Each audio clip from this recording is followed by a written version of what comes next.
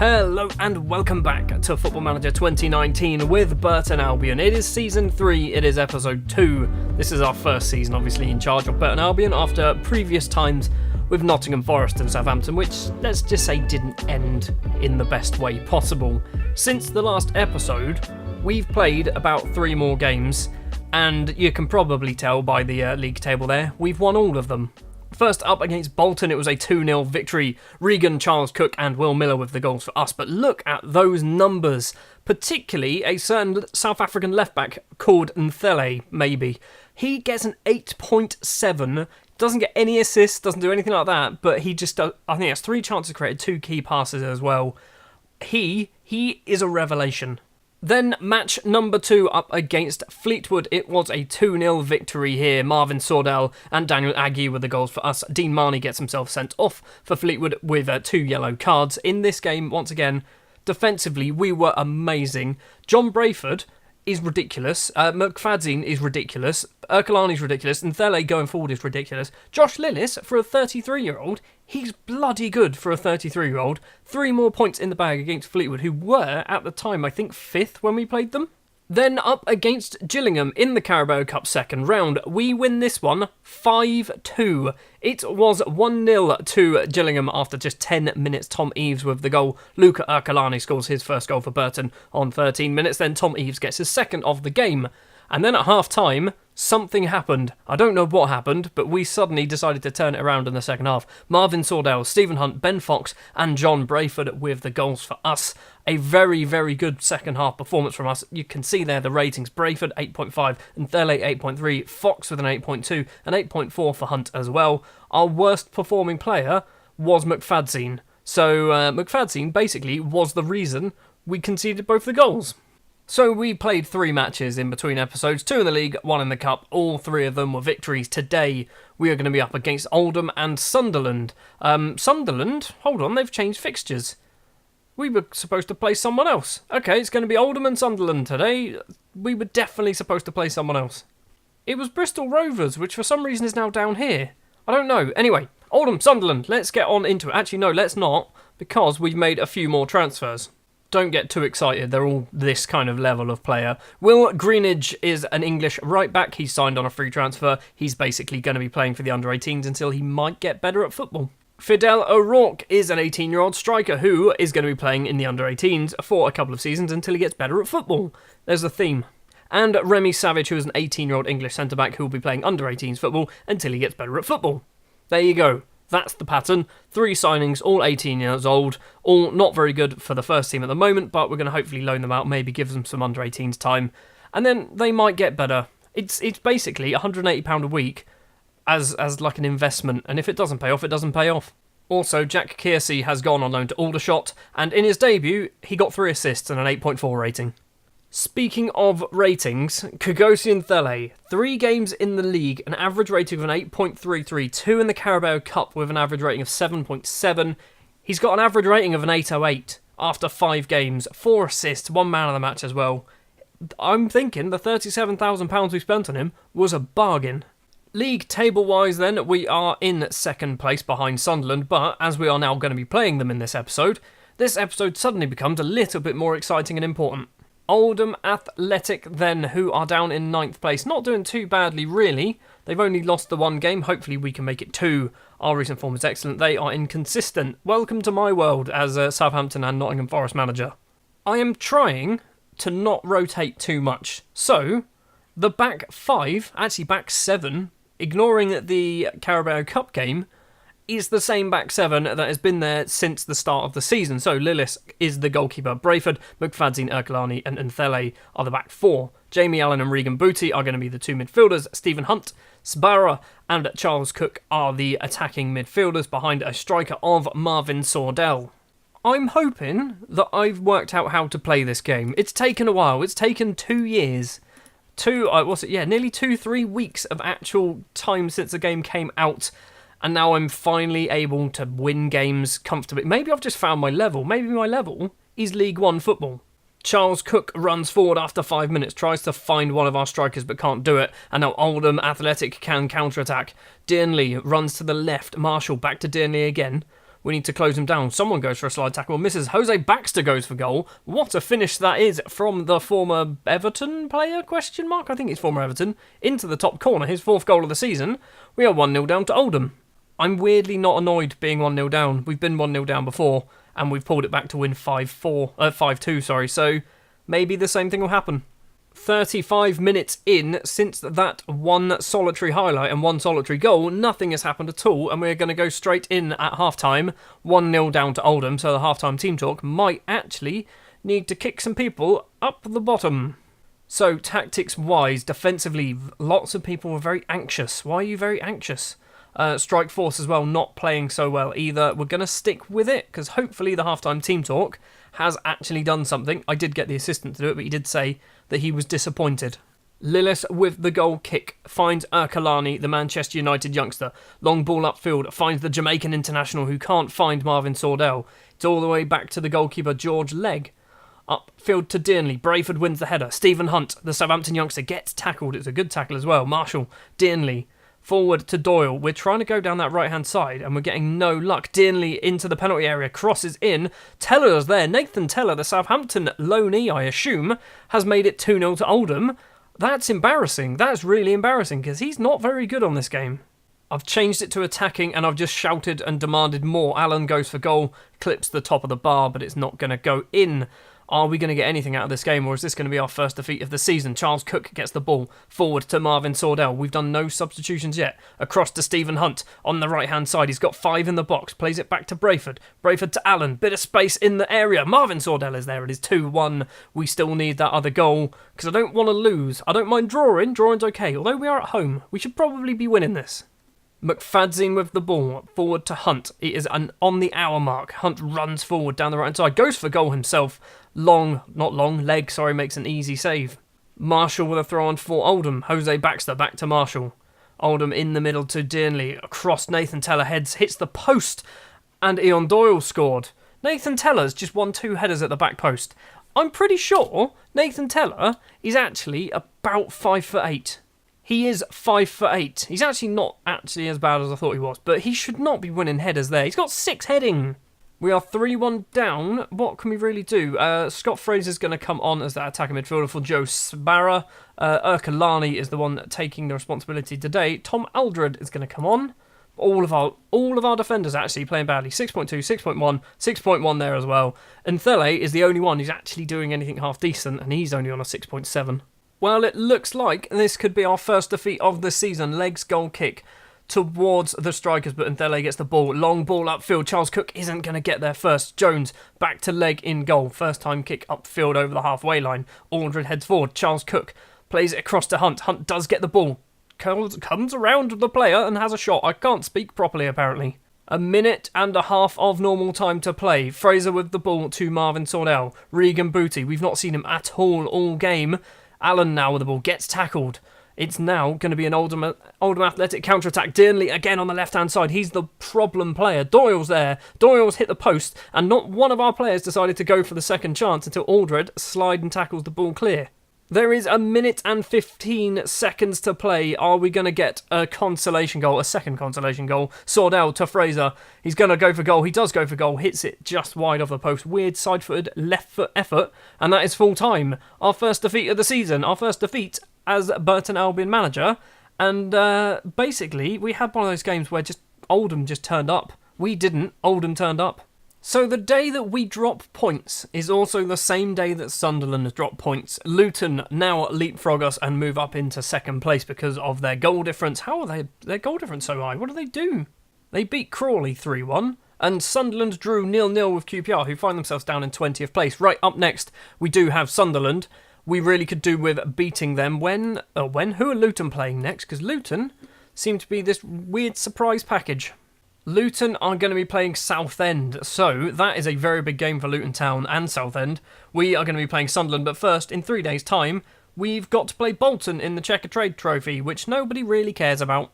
It is loan deadline day, and we have done some very good business, or I'd like to think it's very good business. We have loaned in Andrew Sermon from Cardiff until the end of the season.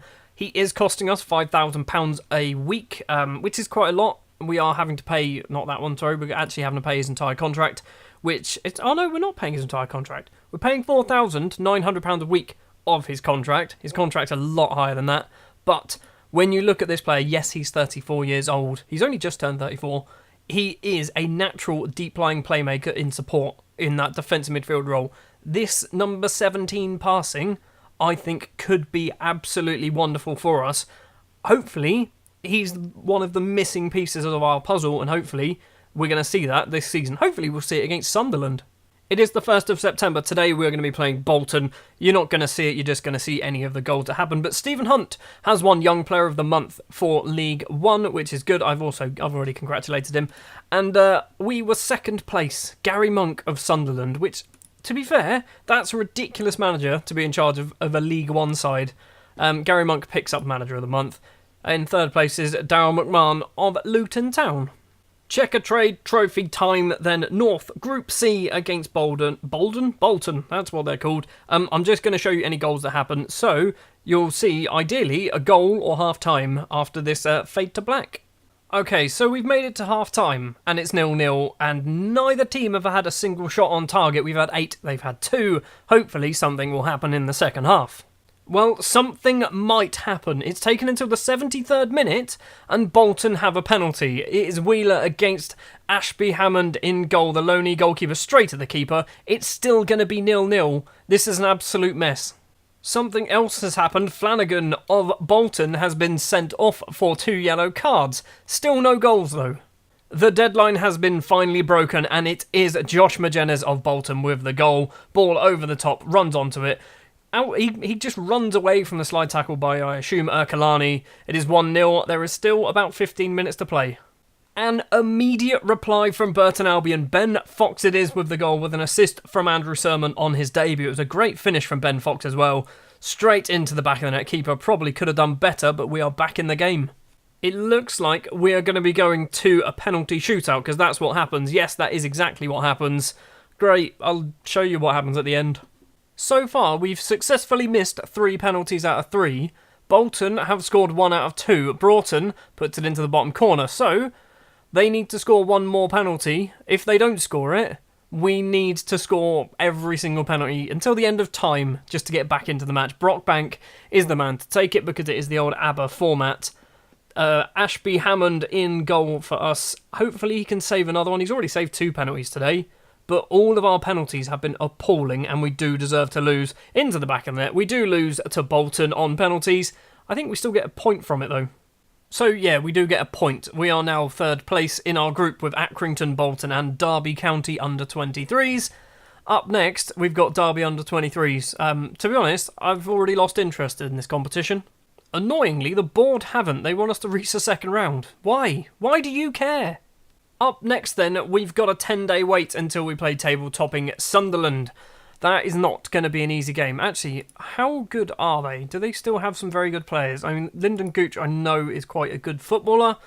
Yeah, they're not terrible, are they? Josh Madger, he's good. Yeah, they're also reasonably young as well. Brian Oviedo and Lee Catamol are their only real, old players, apart from the bench. Oh, and Abdi. Didn't see Abdi there.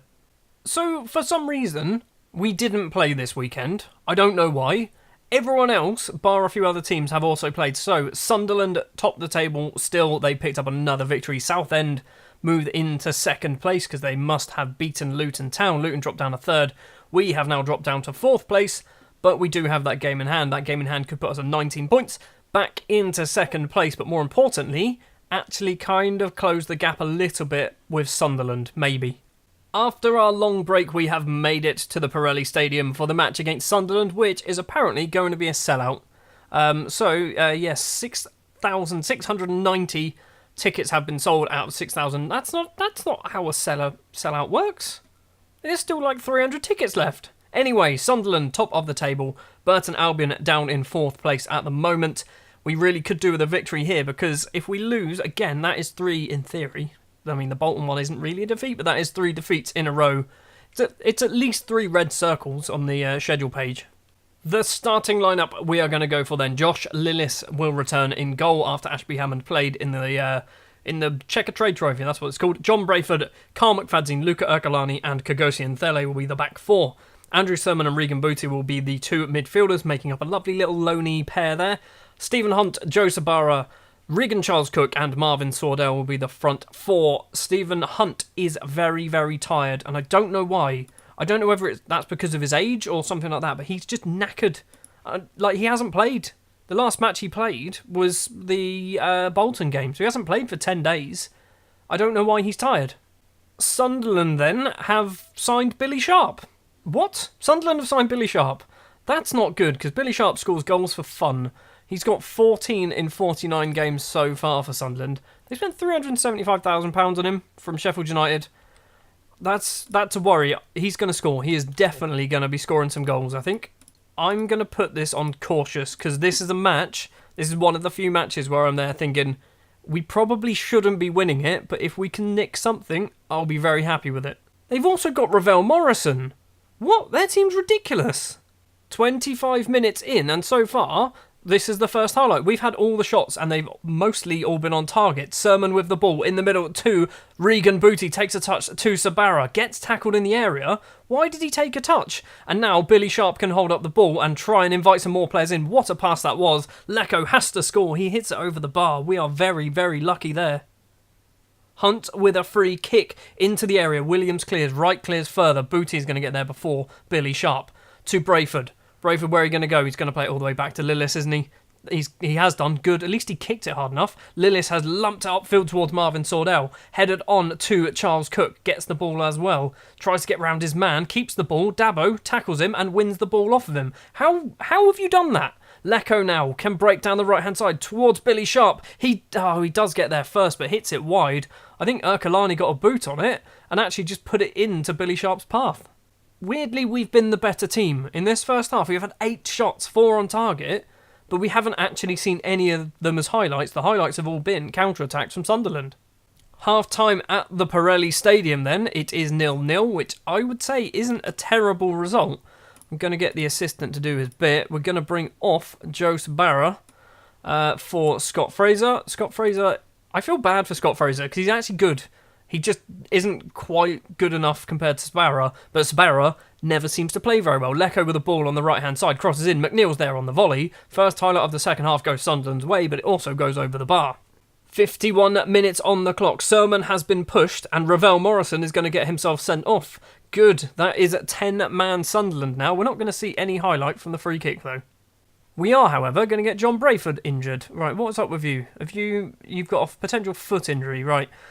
Oliver Turton is going to be the one coming on. This is Oliver Turton. He's not terrible. He's actually okay at football, so that's not the end of the world. Do we do our final sub now? No, we don't do our final sub now. We wait, and then we bring off Charles Cook at some point. Nthele with a throw. Fraser heads in towards the area, but no one's going to get there. Charles Cook gets the ball, and the Jamaican goes for goal and hits it over the bar. Right, we're going to have to go positive because they are down to 10 men. Hopefully this is going to make a difference.